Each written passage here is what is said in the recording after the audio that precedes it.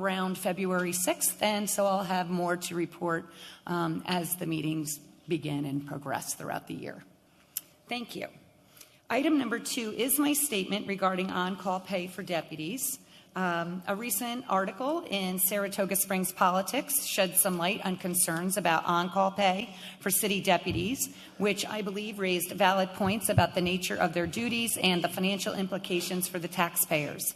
As a city supervisor and a former finance commissioner, I believe it's essential to address this issue transparently and consider the broader impact on city employees and city taxpayers. 4 of the 5 deputies in 2023 availed themselves to the on-call funds for reasons including I was available to the mayor and or the commissioner for emergencies, events, which looks like it was added additional language, and I'm not really sure what it means, and assigning duties to subordinates. So it's almost a direct quote from the resolution, but it is a quote from the timesheets that were submitted. With no further explanation. Others cited CC, which I believe means City Council meeting, State of the Union address, budget workshops, constituent meetings. As a former finance commissioner for 10 years, I'm well versed in the fact that these are basic job functions for an appointed deputy in the city's form of government.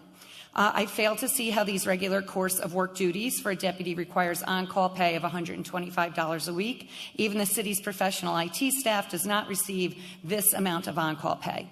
According to New York State law, exempt staff are exempt from overtime provisions of the state and federal wage and hours law. Under special circumstances, supervisors and managers have the discretion to grant time off without pay, but it's called flex time. No, time off with pay, which is known as flex time, to exempt staff that have worked substantial extra hours in any given extra week. An exempt salary can be anything over $66,500 for 2024 for New York State employees. The deputy salaries are close to $93,000. I mean, there's a range out there. Nobody seems to know exactly what they are. It likely could be more or a little less based on their increases for 2024.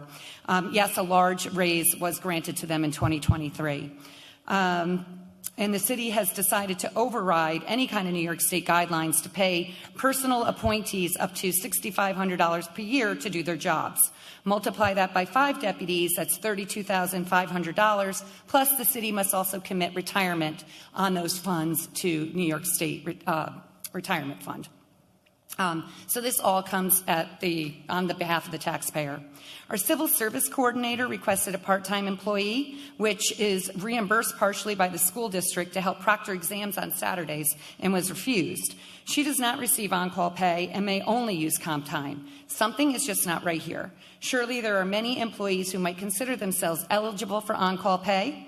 Will this initiate an onslaught of demands that test cities' financial resources, as well as the basic purpose of an on-call resolution, and flies in the face of New York State guidelines?